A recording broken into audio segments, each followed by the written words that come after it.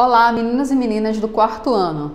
Nossa aula de hoje será sobre seres vivos microscópicos, certo? É a nossa primeira aula de ciências do segundo módulo, do segundo bimestre. Existem seres vivos muito pequenos que não podem ser observados a olho nu, ok? Aqui na minha pele existem seres vivos nesse exato momento. E eu não posso observá-los a olho nu.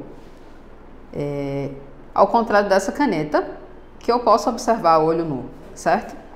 Esses seres vivos, que podem ser encontrados no ar, no solo e até mesmo nas plantas e nos animais, esses seres vivos microscópicos, não podem ser enxergados a olho nu. Eles precisam ser, para serem enxergados, eles precisam serem vistos em microscópios. Vocês já viram um microscópio? Se não viram, vocês podem acessar aí na internet, olhar no Google, coloca microscópio e vocês vão ver o aparelhinho, certo? Ou vocês podem olhar no livro de vocês também, que tem a imagem.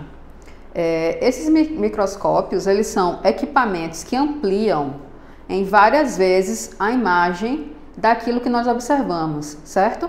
Permitindo enxergar com detalhes o que não conseguimos enxergar assim naturalmente, ok? Então, se nós formos observar, por exemplo, uma mesa empoeirada, a olho nu a gente só vai ver a poeira. Mas se nós formos olhar aquela poeira com a ajuda de um microscópio, nós vamos ver que lá existem seres vivos também, né? Que são os ácaros, certo?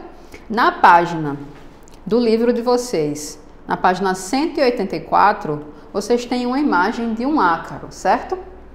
E essa imagem, ela só pode ser registrada porque a imagem foi obtida através de um microscópio e ela foi ampliada cerca de 315 vezes. Ampliada é como se desse um zoom, 315 vezes, certo? Por isso que que é possível visualizar esse ácaro. Além do ácaro, existem outros seres vivos microscópicos, como as bactérias, os fungos e os protozoários. Na nossa aula de hoje, eu quero que vocês peguem o livro de vocês e abram no primeiro capítulo de ciências. Nós vamos estudar sobre as bactérias, certo? E nas próximas aulas nós iremos ver os fungos e os protozoários. As bactérias são seres vivos formados apenas por uma célula e geralmente não são observadas a olho nu, certo? A célula, para vocês relembrarem, ela é a menor parte dos seres vivos, com forma e função definidas. Todos os seres vivos possuem células. Alguns possuem apenas uma célula e outros possuem, como as bactérias, e outros possuem inúmeras células, ok? Então, as bactérias, elas possuem apenas uma célula e elas são encontradas em diferentes locais do ambiente, inclusive na gente, certo? O corpo humano, por exemplo, apresenta uma grande quantidade de bactérias. E vocês vão ver que as bactérias, elas podem tanto nos beneficiar quanto nos prejudicar, causando doenças, certo? As bactérias Bifidobacterium sp, elas podem ser encontradas no intestino do ser humano saudável, certo? Compondo nossa flora intestinal. Elas auxiliam na produção de vitaminas, na digestão e na absorção de nutrientes e estimulam as defesas do nosso organismo, certo? Aqui na página do livro de vocês, na página 185, vocês podem ver a imagem dessa bactéria que auxilia na digestão, na absorção de nutrientes e estimula a defesa do organismo, certo? Algumas dessas bactérias que são benéficas para o nosso organismo, elas são utilizadas na produção de alimentos, como iogurtes, queijos, vinagre e leite fermentado, certo? E também são utilizadas na produção de medicamentos. Nos iogurtes, nós temos as bactérias Lactobacillus, bulgaricus e Streptococcus thermophilus, certo? Então, no iogurte que a gente está tomando,